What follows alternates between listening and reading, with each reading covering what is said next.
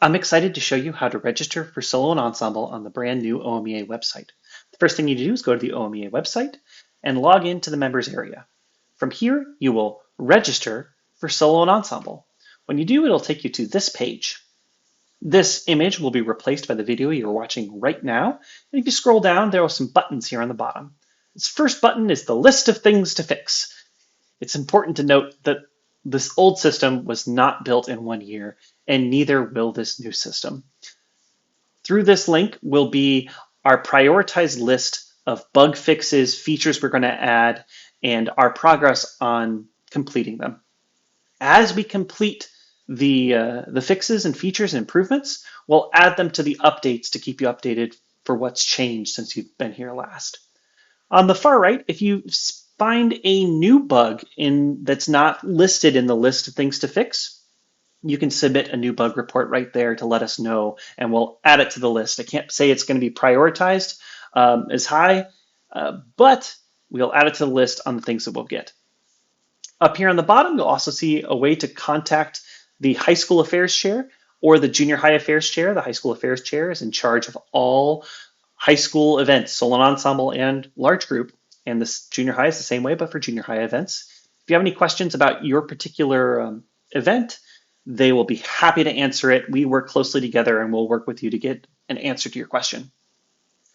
And the main event right here, the SE events, if you click that main purple button, this will be the list of solos and ensembles events for which you can register. If you don't see anything right there, if you go follow this tutorial and you click there and there's nothing there, it's probably because the registration window for your events hasn't opened yet. Most events registrations open 8 weeks before the event and close 4 weeks before the event. District 8 will be the very first one in 2024. That's why I have this open right now. Another thing you'll notice is if you're from a tiny district, like me in District 16, I was like, oh wow, people have multiple sites. Yes. So if you're in a district that has multiple solo and ensemble sites, you're going to need to be intentional about which event you're registering for, because you're not registering for solo and ensemble, you're registering for that particular event. If you happen to do all of your registrations for Site A and you really meant Site B, reach out to the High School Affairs Chair or the Junior High Affairs Chair, and we will work with you to transfer your registrations from one event to another, so you don't have to go through deleting and re-adding 20, 30, 100 registrations. Keep that in mind, though, so if you click in and you don't see anything, just go back and check. Is that the right site? Other pieces of information that are interesting on this page are the date of the actual event is here. And then this next thing is the cutoff date. That will be when registration ends. Okay, let's go ahead and click on, I'm going to go ahead and manage registrations. I'm going to register for the Massillon, Washington site.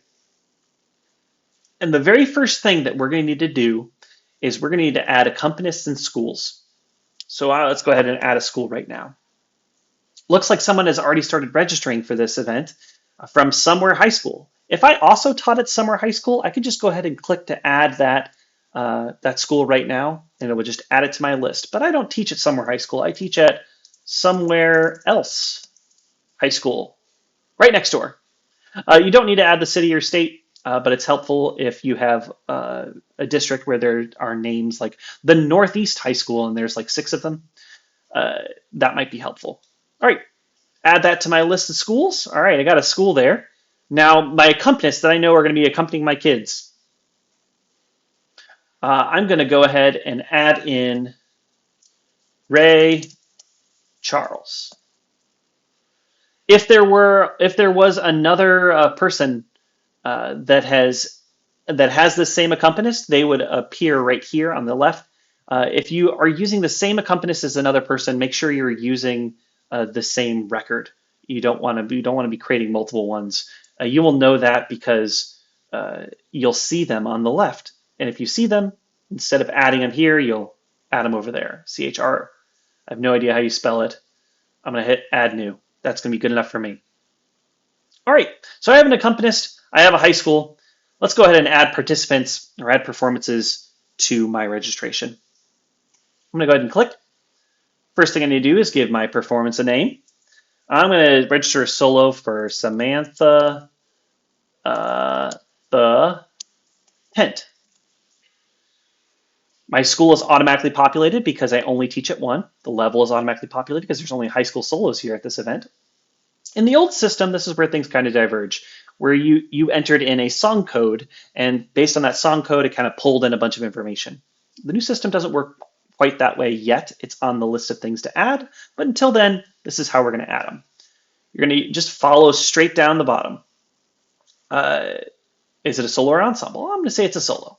It's going to be a string solo, class B, and it's a cello solo.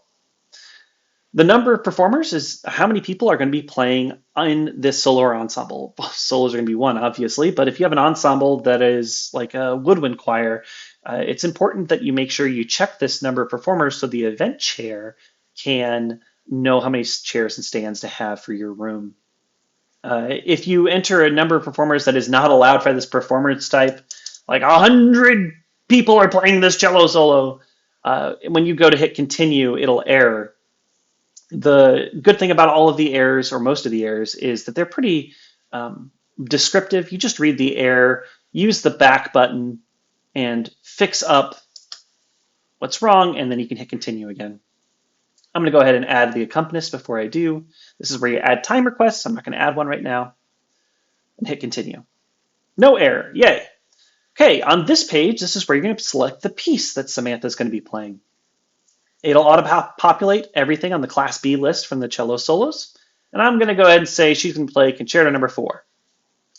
When you select the piece, additional information about that piece will appear here in this card. Just make sure that this all looks right. This is what you're going to be playing. And after you got it all good, go ahead and hit submit.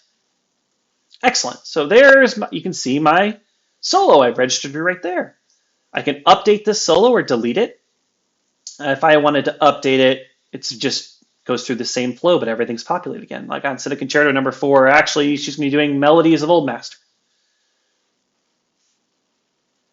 All right. One other cool thing to note here is the system will sum all of the prices to the total amount owed, just so you can keep track of how much that check is going to be for when you write it to the event chair. It tells us the registration is still in process, and the deadline for completion is when the cutoff for this event registrations will be. Here it will say if it's paid. So after you print the summary of performances right here, this button, and mail it off with your check, the event chair will mark you as paid on their end of the system, and then this will change to yes. The schedule status is based on if the event chair has finished crafting a schedule to accommodate all the time requests in the rooms.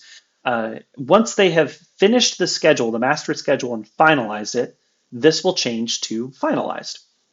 If you have paid and it is finalized, a second button will appear over here that will allow you to print your event schedule.